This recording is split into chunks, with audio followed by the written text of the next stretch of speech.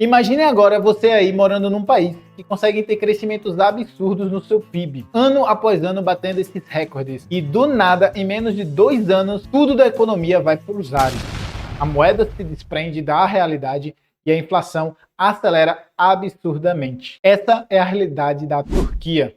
E é justamente sobre esse país que a gente quer falar no vídeo de hoje. Se essa é a primeira vez que estamos encontrando, muito prazer. Eu me chamo Yuri Leite. Sou consultor de investimentos e no vídeo de hoje eu quero adentrar um pouco mais sobre o país da Turquia. O primeiro motivo pelo qual eu quero falar da Turquia é justamente porque em um vídeo recente eu mostrei aqui para vocês que a Bolsa da Turquia estava entre os 3 primeiros colocados em melhor performance de 2024 em dólar. E muita gente veio me perguntar se talvez não fosse uma oportunidade de você estar se alocando dentre os países que estavam no top 3, a Argentina, a Turquia e o Peru, se não me falha a memória. E aí eu resolvi então trazer uma análise sobre o que está acontecendo na Turquia e falar um pouco das perspectivas futuras e para a gente decidir se vale aí ou não a gente investir nesse país. Para começar então, eu quero destacar aqui 6 grandes vantagens que fazem a economia turca ser uma das melhores economias, uma das que mais se desenvolveram de 2000 até agora, 2023. A primeira delas, a gente começa pela questão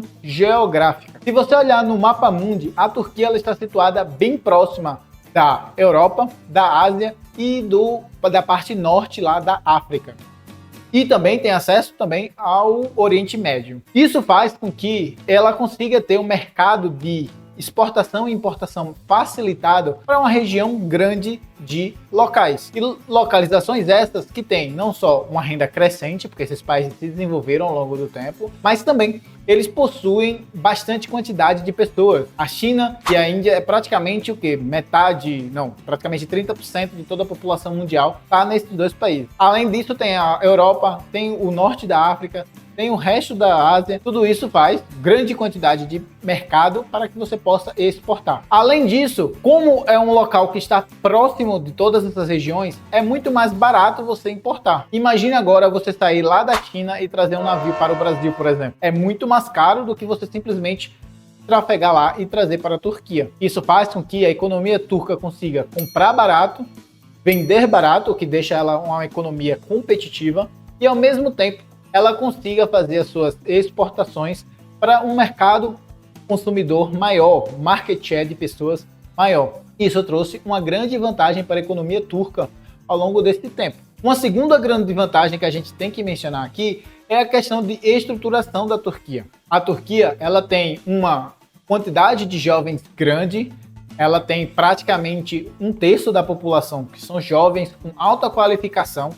dispostos a trabalhar e que, por possuírem não só cursos profissionais dentro da própria Turquia, mas também acesso a vários mercados externos de universidade, né? Eles podem ir para a Europa, eles podem ir para a Ásia, eles podem estudar no norte da África, no Oriente Médio.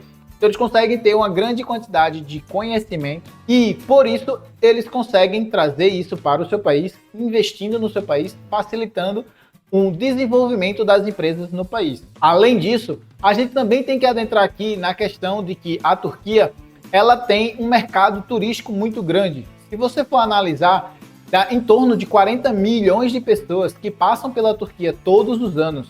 E o turismo, ele também tem uma grande quantidade de dinheiro, porque a pessoa que se programa para ir viajar no país, normalmente ela programa um valor X, eu vou gastar 1.000, 2.000, 3.000, e mesmo que ela não gaste isso tudo, ela acaba desprendendo no final da viagem mais para poder consumir aquilo lá que ela se planejou para gastar. Isso é a injeção de dinheiro direto na veia da economia turca, que faz com que ela consiga então reproduzir isso para dentro, né? Onde você traz para a economia dentro da parte do turismo você acaba contratando pessoas, essas pessoas acabam consumindo e aí isso vai gerando esse efeito bola de neve dentro da economia, uma injeção direta de capital, dólares, euros, entre outras moedas que vai entrando na economia turca.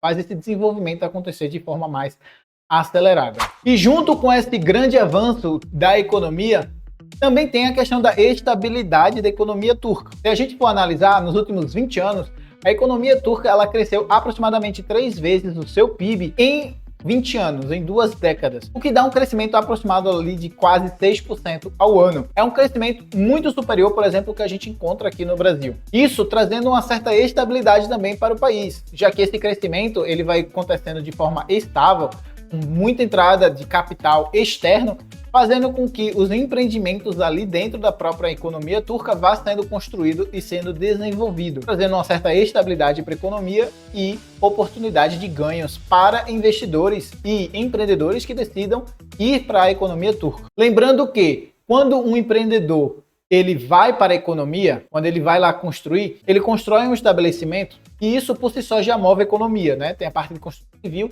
que é uma das principais em termos econômicos de desenvolvimento do PIB, onde tem mais impacto direto no PIB. Além do empreendimento em si, ele vai contratar pessoas, também move bastante a economia.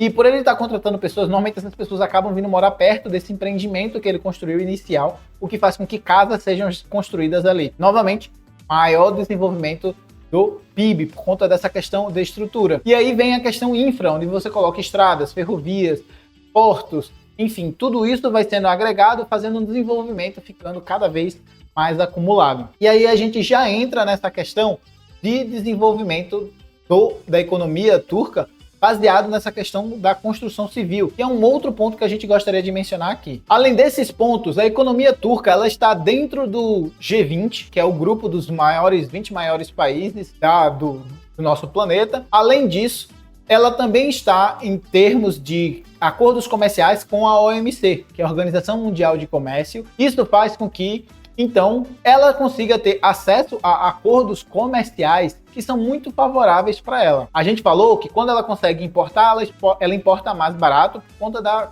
proximidade, de estar próximo. Mas além disso, tem a questão geopolítica da coisa também. Por exemplo, a China, ela está sofrendo sanções por parte dos Estados Unidos, né? Principalmente com relação a chips e semicondutores. Isso acontece por conta dos problemas geopolíticos, mesmo que ambas as economias estejam signatárias, eles têm esse choque. Enquanto que a Turquia, ela consegue jogar tanto no lado do Ocidente quanto no lado do Oriente, fazendo com que ela não sofra essas sanções, tão qual a China, por exemplo, está sofrendo no exemplo que eu dei. Isso faz com que seja muito simples para ela também importar e exportar os seus produtos. Falando de importação e exportação, a gente mencionou muito a parte do mercado externo, né, da parte de exportação, mas também vale ressaltar um outro ponto, que a economia turca, ela tem um mercado interno muito grande. E esse mercado interno vai demandando cada vez mais coisas pelo crescimento da renda dessa população. Isso fez com que a economia turca também conseguisse crescer mais daqueles 6% que eu mencionei para você aproximadamente. Parte disso é por conta do aumento do consumo da população interna, que por conseguir ter acesso a mais dinheiro, a mais renda, vai consumindo mais, vai consumindo melhor e que desenvolve mais a economia turca. Um outro ponto que vale a gente mencionar aqui é a questão dos apoios governamentais. As empresas, elas recebem alguns tipos de alíquotas diferenciadas para quando elas estão começando. Nos primeiros 5, 10 anos, você consegue ter menor carga tributária na hora que você vai fazer a venda do seu produto e na hora que você vai precisar comprar maquinário ou outros produtos do mercado externo, eles não sofrem uma taxação para que você traga esses produtos. Então você consegue montar a sua empresa com um custo mais baixo, o que novamente também desenvolve a questão econômica. Isso quando a gente soma com o quinto ponto, que é a questão do transporte. O transporte dentro da economia turca é muito simples, porque eles têm acesso à questão rodoviária, tem a questão aérea, né, e a naval. Então eles conseguem fazer transporte de todas as frentes, que é muito positivo para a economia deles. Inclusive, a Turkish Airlines é uma das maiores empresas dentro da parte de transporte aéreo, é uma das 10 maiores. E tem passagens para praticamente todos os locais do planeta. E lembrando, junto com o ponto do turismo que eu mencionei, que normalmente o que acontece é, vamos supor que você tem uma viagem de São Paulo e vai para a China, por exemplo, e você vai pela Turkish Airlines. Você vai pegar um voo para a Turquia e da Turquia você vai para a China. Esse tempo que você fica na Turquia, você consome, você compra produtos, você sai do aeroporto se tiver tempo para isso. Então você acaba também trazendo mais gente para a economia, para que eles gastem ali mais turista, que desenvolve também o país e não entra dentro do turismo mesmo, porque a pessoa não foi para lá para fazer o turismo, ela só está fazendo escala. E aí, por conta disso, também entra na conta indiretamente, mas que não está naquele número que eu mencionei mais cedo para vocês. O sexto ponto que vale a pena a gente mencionar aqui é a questão de que o governo ele facilita para que os empresários e os empreendedores consigam ter acesso a um visto turco, caso eles desejem. Se você fizer alocações na casa de $400 mil, você consegue o Golden Visa, né, que tradução literal seria o visto dourado, que é a permissão para que você resida na Turquia e depois de um tempo você consegue então tirar o seu passaporte. Isso faz com que, se você, que é empresário, que está vendo essa economia pujante, crescente e quer estar ali alocado, você pode ir de maneira mais simplificada,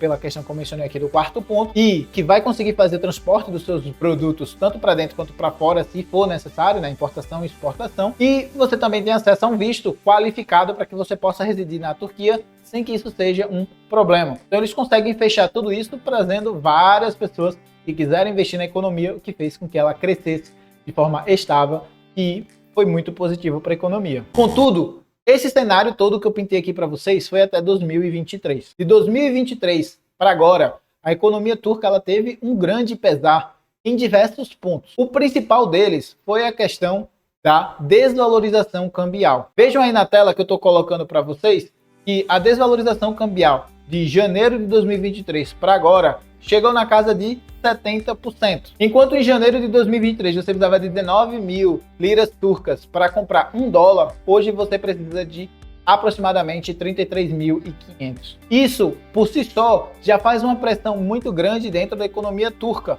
porque a inflação sobe consideravelmente. Adentrando nesse âmbito de inflação, perceba nessa manchete que eu estou colocando aí na tela, que diz o seguinte: a inflação na Turquia ela está na casa de 71,6% entre junho de 2023 a junho de 2024, o que por si só já é um valor bem alto, né, bem acima do que eles gostariam, e que isso é a mínima, né, de 8 meses. Eles conseguiram trazer para baixo em 8 meses. Ou seja, em 8 meses que a inflação estava até mais alta do que isso. Como a inflação está alta, é de se esperar que o Banco Central vá aumentar a sua taxa de juros para então combater a inflação. A gente viu isso acontecendo no Brasil, nos Estados Unidos, na Europa. E aí entra um outro ponto que a gente tem que mencionar aqui. O Erdogan, que é o presidente lá da Turquia, para ele poder ser reeleito, ele fez com que o Banco Central não aumentasse a taxa de juros em 2022 para 2023. E aí o que é que acontece? Em 2023, houve um aumento do risco do país, porque a política monetária, que é o Banco Central,